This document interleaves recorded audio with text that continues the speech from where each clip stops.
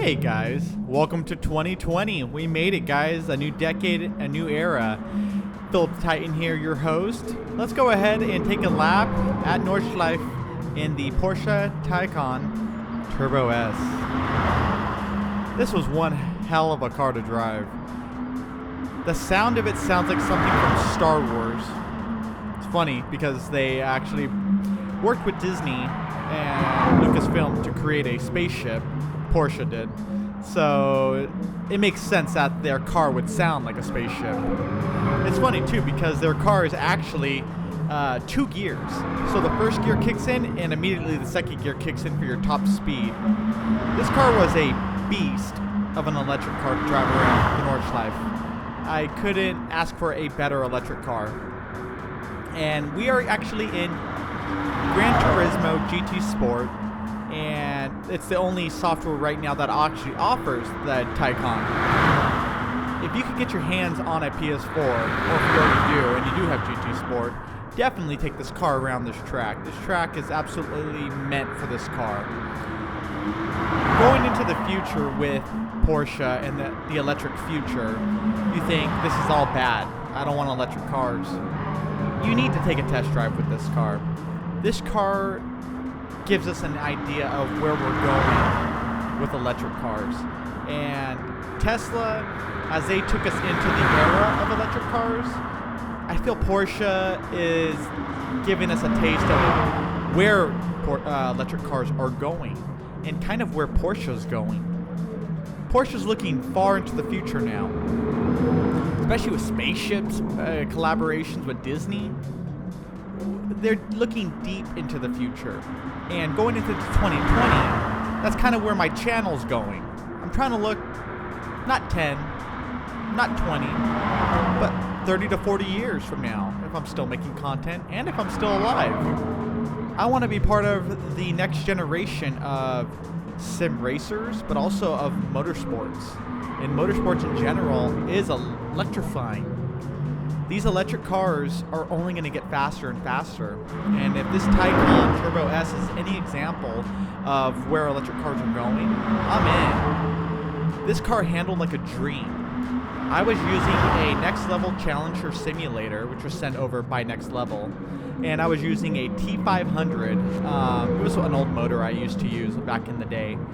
My grandmother actually loaned me the pedals so I could actually do this review. She has a simulator at home as well. I was blown away by the physics of GTSPORT. Those tires felt amazing. I guess they have a partnership with Michelin. Well, it was a good thing that happened because you could feel the tires so well and such a not a bad wheel, not a bad motor, T500, but I didn't expect what I was feeling inside that motor like I do in my Fanatec Podium DD2. So I'm very curious on where Thrustmaster is at now, and I would love to try one of their latest motors and get a good feedback on that.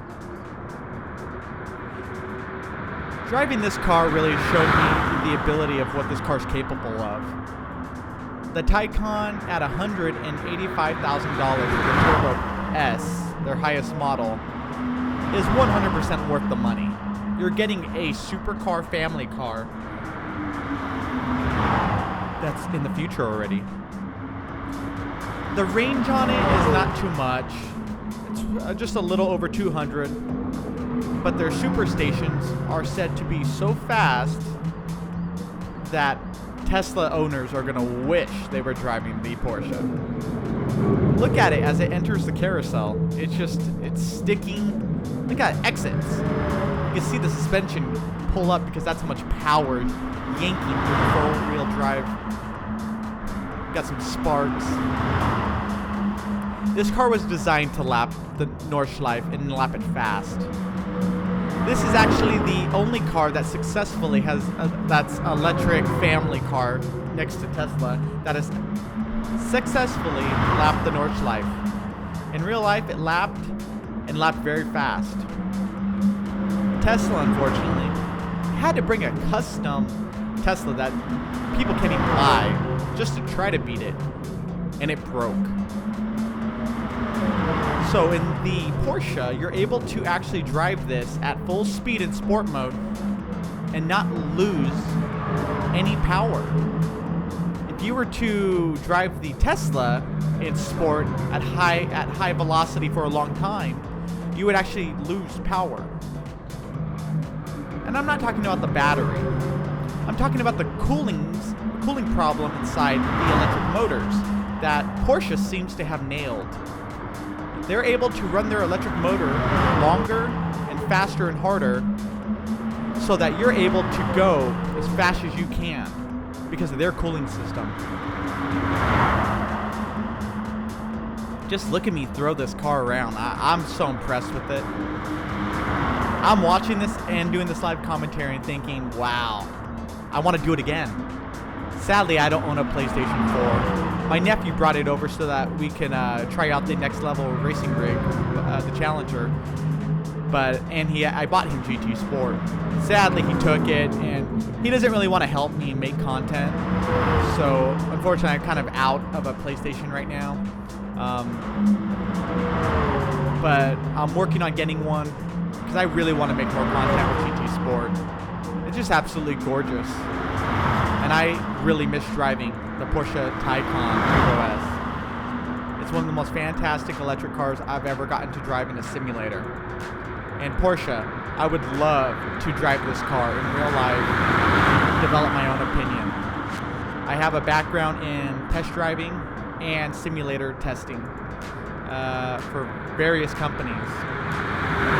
So reach out to me if you guys can, because I would love to experience this car in real life.